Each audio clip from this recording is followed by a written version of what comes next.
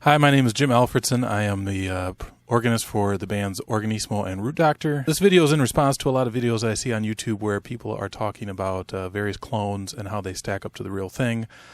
In my mind, none of the videos have been that great because they usually rely on the microphone that's in the camera, which is not a very good microphone. As you can see, I'm using a real microphone for my voice.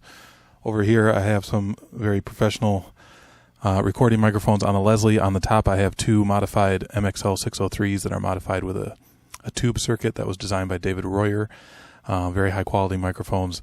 On the bottom, which you can't see, but I have another tube modded Royer microphone, large diaphragm MXL 2001. I wanted to do a professional recording setup so people could really hear the difference between the Hammond XK3 and the Hammond B3. A couple of things I should get out of the way first. I am endorsed by Hammond, but I got my endorsement after I played the XK3 and fell in love with them, not before. And I don't get them for free. I do get a discount, but I don't get them for free. But I just wanted to put that out there. Number two, I have both organs running through a Leslie 122. This is a vintage 122 original tube model. No changes made to this. The B3 is all stock. This is a 1958 B3. It's been on several recordings with my band Organissimo and Root Doctor. The XK3, however, is modified, and by modified I mean that I have taken the time to edit the digital tone wheels and various settings. The XK3 is a great instrument, but it comes out of the box not really reaching its full potential. It's not as good out of the box as it can be. From what I've heard from friends of mine, Hammond has fixed that with the XK3c. The XK3c has a much better Leslie simulator. It's much better out of the box. You don't have to tweak it as much. This one you have to tweak, and I'm going to be honest, it doesn't sound that good when you first get it, but it can sound amazing, and I'm going to show you how. First, let's do a couple of just very simple runs on each keyboard, and you can hear the difference right off the bat between the two keyboards. First, I'm going to start with the B3. This is the classic Jimmy Smith setting, except I'm not going to use any chorus. This is just first three drawbars, third harmonic percussion.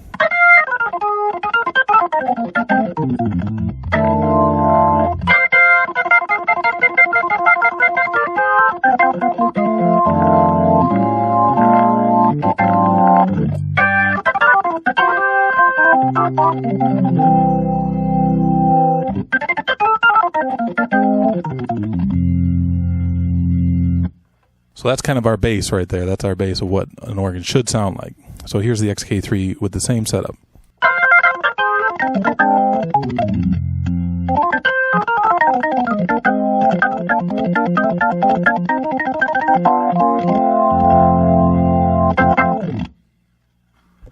And now we can kind of compare the two back and forth, and you can hear the difference. The biggest thing you'll probably notice is that the XK3 is quite a bit brighter, but I'll show you how you can fix that in just a second.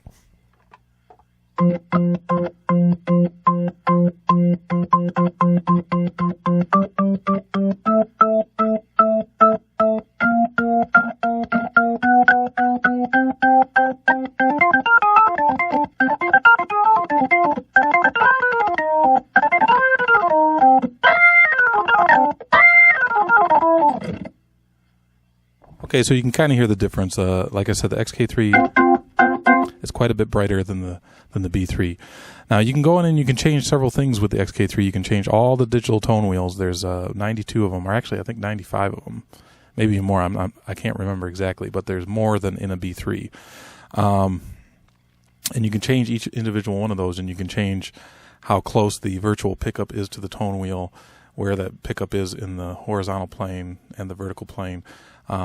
You can filter out on each individual tone wheel. You can filter out the crosstalk, and you can do all sorts of stuff. And I actually created a set that was based on this organ on my 58 B3 for the XK3 that you can download it. I can send it to you. I can email it to you for free, and you can load it into your XK3, and it will totally change the sound of the instrument. But like I said, as you can see, or hear rather, the XK3 is quite a bit brighter, and it's mainly the key click that's brighter.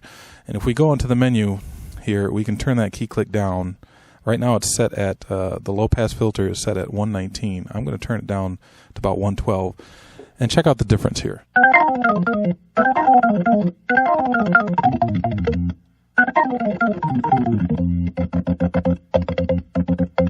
Still quite a bit brighter, but not as bad. Now, the brightness to me is not a bad thing because, number one, the XK3 has EQ. Right now, everything's set flat. I'm not EQing it at all. If the brightness really bothers you, you can just EQ that out very gently or very harshly if you want.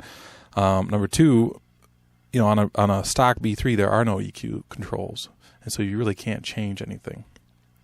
So it's nice. It's nice to have that option to do that. Let's try some different settings. Let's go for more of a Groove Holmes type of setting here.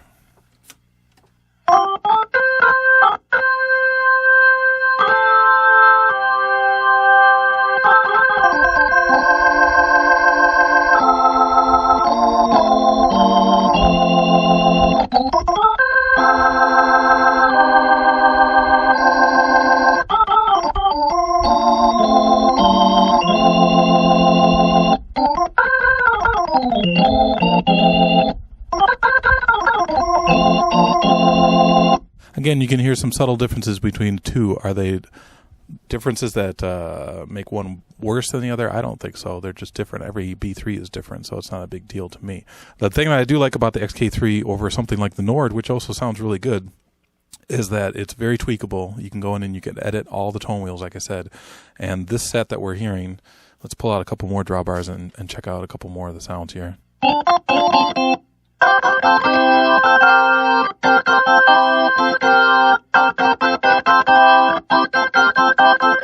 Let's check out chorus.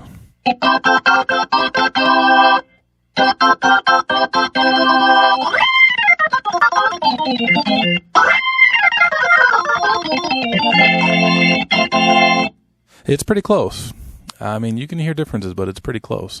What I was saying is, with compared to the Nord C1 and the Electro, which are great instruments, I like the XK3 because it's very tweakable, because it has real drawbars, which are very important to me. I can't use anything without real drawbars. It just doesn't work for me because I am constantly adjusting these while I'm playing. And it's set up just like a B3. You got your chorus vibrato control right here. You got your reverse preset keys, which you can set up to send MIDI messages to other modules, which is what I do. I have a Yamaha module that I change sounds on the module with these. You got your percussion over here like it should be. The big change from the XK3 to the XK3c that they made is you have splittable vibrato chorus for both manuals. This is either all on or all off, which is kind of a drag, but I work around it. I'm telling you what, the thing sounds great. Let's play a little bit more here, and then we'll let you go, and you can make up your own mind.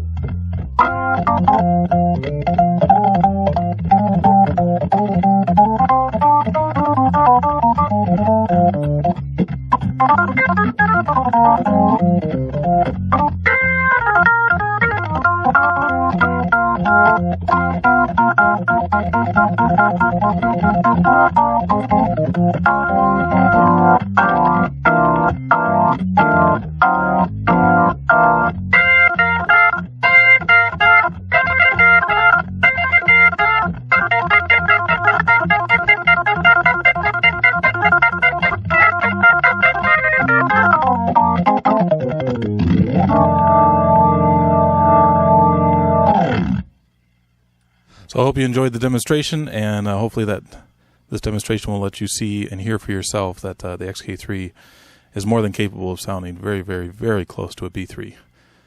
Thanks.